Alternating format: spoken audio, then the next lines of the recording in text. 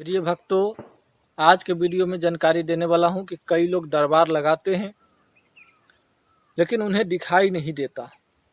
वो अपना दृष्टि खोलने का पूरा प्रयास करते हैं, लोगों को देखते हैं, अपना मन अंतरात्मा में जो भी उसको समझ में आता है बता देते हैं। थोड़ा बहुत बातें उनको सही हो जाता है, बाद बाकी कुछ बातें ऐसी होती है जो सही नहीं होता, फिर भी दरबार लगाते हैं और मंत्र के जरिए लोगों को भलाई कर देते हैं। ये बातें जरूर ऐसे महान भक्त के ऊपर लागू होंगे जो इस तरह के काम करते होंगे। तो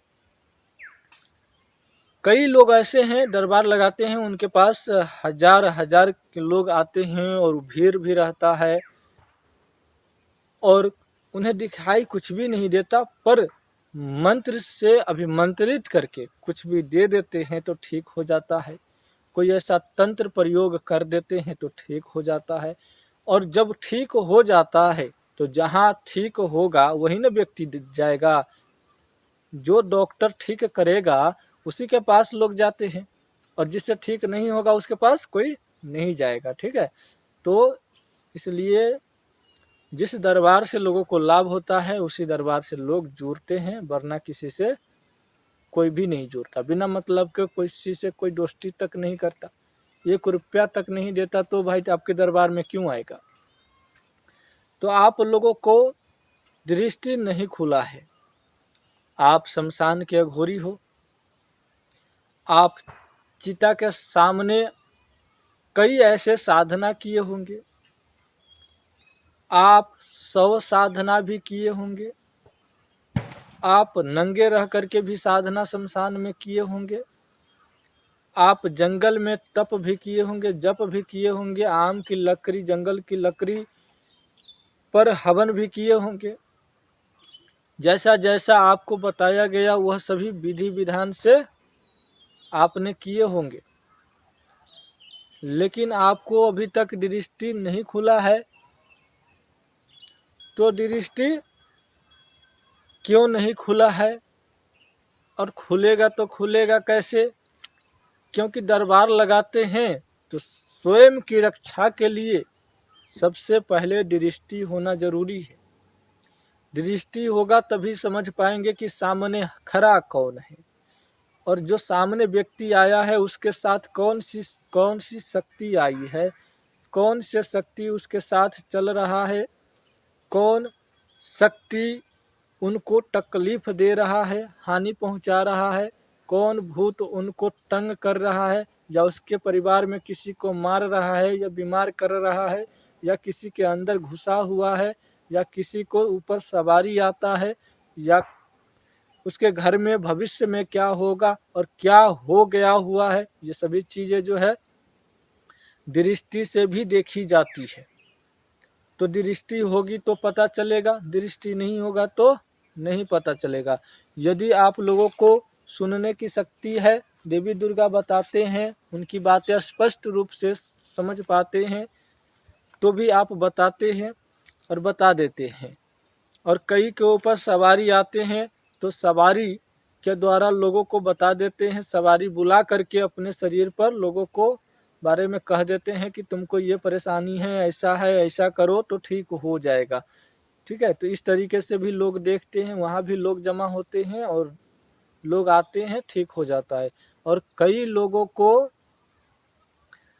परेशानी होता है तो जरा से मिट्टी, राख, भभूति, कुछ भी खाद्य पदार्थ भी यदि दे दिया जाए तो कोई यदि कुछ नहीं भी जानता है और यदि वो देवी दुर्गा की नाम लेकर के दे देता है और उनके ऊपर किसी भी देवी दुर्गा की महिमा होती है, कृपा होती है, तो जो व्यक्ति उसको देगा, जिसके ऊपर कृपा होगी, वो व्यक्ति यदि किसी को कुछ दे देता है तो उनको लाभ हो जाएगा, ठीक हो जाएगा।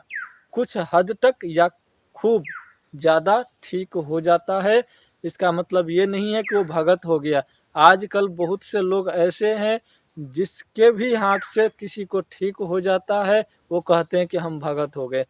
एक देवी या 2 देवी के नाम से महिमा कृपा आपके ऊपर है और आप भक्ति करने लगे हैं, तो हो सकता है कि आप जीवन में आगे भी बढ़ सकते हैं, आप जीवन में कष्ट भी भोग सकते हैं, क्योंकि इस लाइन में शक्तियाँ आती है और शक्ति शत्रु के रूप में कब आपके सामने आ जाएगा ये आप भी अंदाज़ा नहीं लगा पाते। क्योंकि मैं बताता हूँ कि यदि आपके पास काम करने की इच्छा है तो आप अच्छे से गुण मंत्र बाण शक्ति साधना कीजिए, तभी आप इस फील्ड में उतरिए, वरना कष्ट भोगना तय है। क्योंकि मैंने कई लोगों को देखा है कि परेशानी होता है। यदि शक्ति आपको स्वयं ना बताए और आप लोगों को यूं ही झूठ साच कहते हैं तो कब तक कहेंगे। यदि कोई व्यक्ति आता है, आपको ना तो कुछ समझ में आता है और यूं ही बाबा बन के बैठे हैं, लोगों को देखना शुरू कर दिए हैं, जिसमें से 4 लोगों को झूठ कह दिए, 1 लोगों को सच कह दिए। तो कुछ बात ऐसे होते हैं जो झूठ साच बोल करके भी दरबार लगाते हैं, पेट भरने के लिए या कहे कि पैसा कमाने के लिए। तो ये कब तक चलेगा। कोई न कोई ऐसा व्यक्ति आपके दरबार में किसी बहाने पहुंच जाएंगे, उसी दिन आपको समझ में आ जाएगा कि शक्ति क्या होती है और झूठ का ड्रामा करने से क्या दंड मिलता है।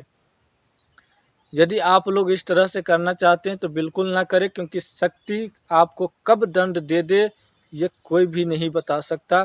क्योंकि शक्ति सामने वाले व्यक्ति के ऊपर होता है। कोई सवारी खिलाता है, कोई कुछ खिलाता है, आप समझते हो कि ये शक्ति मेरा कुछ भी नहीं बिगाड़ पाएगा, मैं लोगों को यूं ही, किसी को ठीक होगा किसी को नहीं होगा तो भी मेरा काम चलता रहेगा। ऐसा कुछ भी नहीं है।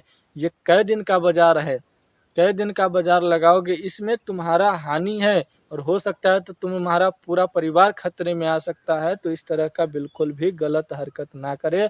यदि आप सच में कुछ जानते हैं तो दरबार लगाए और लोगों को भलाई करे, हमें भी अच्छा लगेगा और लोगों को भी अच्छा लगता है। यदि किसी भी तरह की जानकारी आप लोगों को चाहिए तो यहाँ आकर के संपर्क करें। यदि आप लोगों को मेरा मोबाइल नंबर नहीं पता है तो बोलना पड़ता है, क्योंकि आप लोगों को दिया हुआ है मोबाइल नंबर, तो भी आप मांगते रहते। तो चलिए मेरा मोबाइल नंबर लिख लीजिए 96 081 40 801। इस पर आप व्हाट्सएप करें और फिर बात कर सकते हैं। किसी भी तरीके का जानकारी सीखना है, साधना करना है, तंत्र साधना मंत्र साधना करना है तो यहाँ रह के भी कर सकते हैं। यहाँ से मंत्र प्राप्त करके आप अपने घर पर भी कर सकते हैं।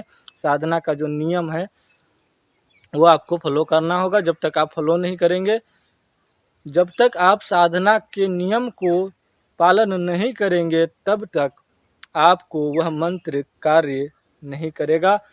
और करता भी है, मंत्र कार्य करता है लेकिन उतना नहीं। मंत्र तो होते ही है कार्य करने के लिए। तो कई लोग कहते हैं कि मंत्र मैंने पढ़ा और काम हो गया, तो काम हुआ लेकिन पूरा नहीं होता है। जब तक आप उसकी पूर्ण तरीके से विधि विधान के साथ काम नहीं कर लेते, साधना नहीं कर लेते, तब तक वो मंत्र पूर्ण तरीके से नहीं काम करेगा। और इसीलिए गुरु के सानिध्य में साधना किया जाता है या गुरु के मार्ग दर्शन करके साधना की जाती है। जय माता भगवती, जय श्री राम।